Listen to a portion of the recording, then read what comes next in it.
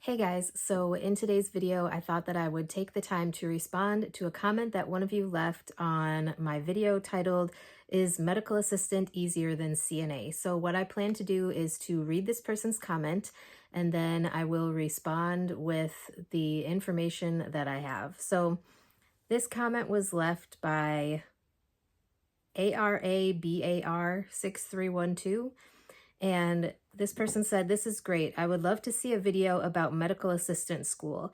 I'm thinking about doing that, but I would like to know kind of what to expect, maybe things I could study on, something along those lines." Okay, so I will tell you that medical assistant school, at least in my opinion, was very similar to CNA training.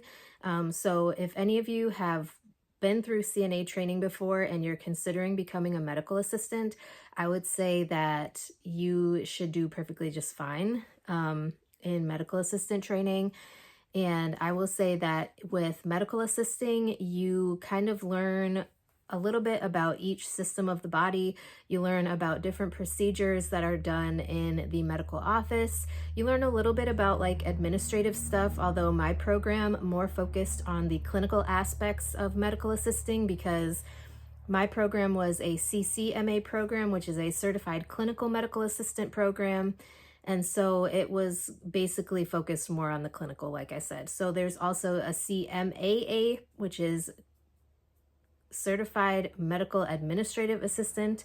And then there's CMA, which is Certified Medical Assistant. There's RMA and there's like NCRMA, stuff like that.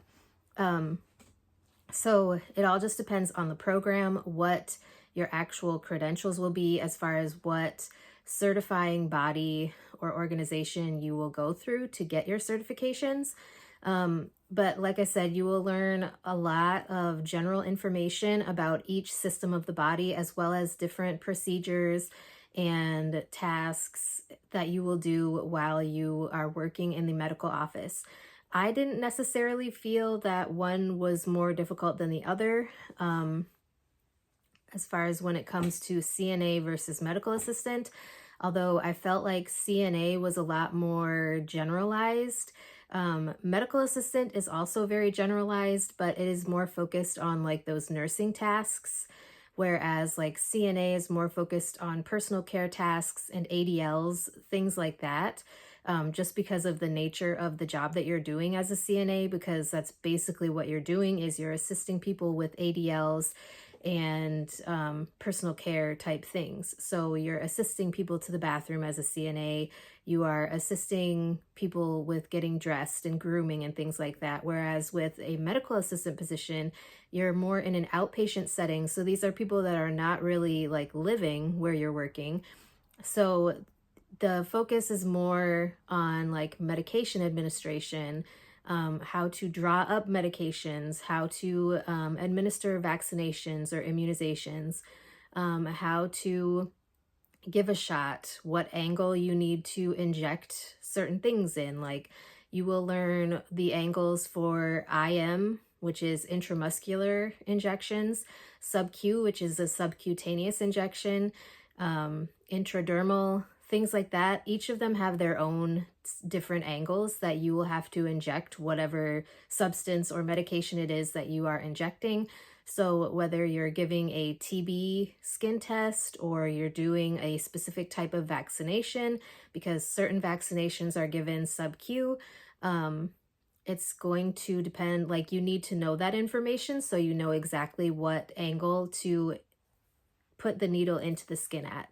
Most vaccinations, I will tell you, are at a 90-degree angle because most of them are IM or intramuscular.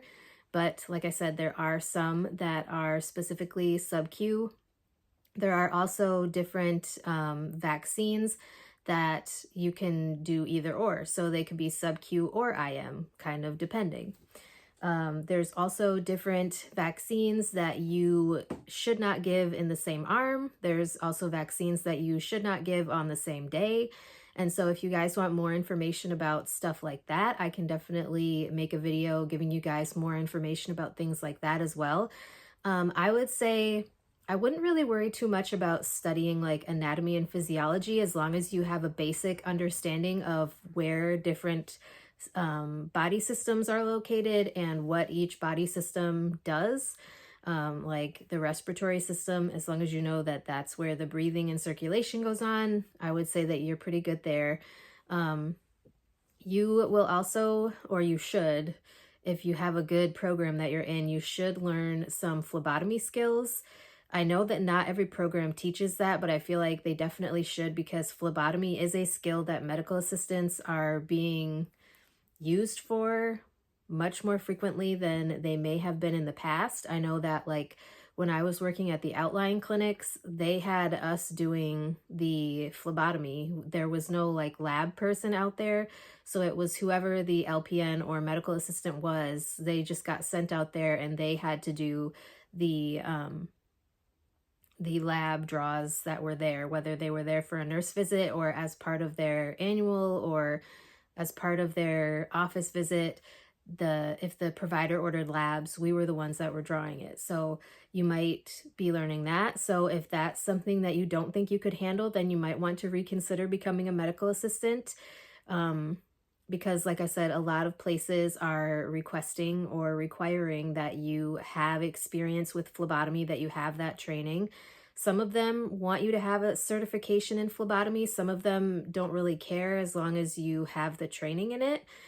You will also or should also learn how to do EKGs. I know, especially if you're working in the urgent care setting, a lot of urgent cares, the medical assistants are trained to do EKGs, whether you are a certified EKG technician or not.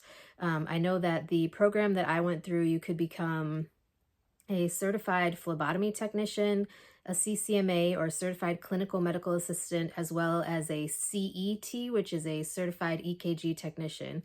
I just chose not to follow through with the EKG technician certification, which I don't know why. Like looking back on it, I probably, like thinking about it now, if I was doing it now, I probably would have gone and done the EKG certification as well. But um, hopefully this is helpful. I'm gonna stop right there, but if you want more detailed information on what to expect from medical assistant school, my MA program lasted 16 weeks, so it was not a super long program. I also want to say that I do not feel like you need to get a college degree to be a medical assistant. I don't feel like you need to go to college, period. Um, Unless you're doing it at a college and getting a certificate. I really don't think you need more than a certificate unless you want to like further yourself educationally, or gain another credential in the future. Like if you want to eventually get a bachelor's degree, if you want to get an associate's degree, you definitely could. But I don't feel like it's necessary. It's not something that you absolutely need to have in order to work as a medical assistant. So just keep that in mind when you're looking at different programs. So anyways, like I said, I hope this was helpful. Please let me know if there's any other questions you have, leave them down below, and any other topics you would like me to discuss on my channel in the future. I'd be glad to get something filmed for you. And with that being said, I will talk to you guys in my next video.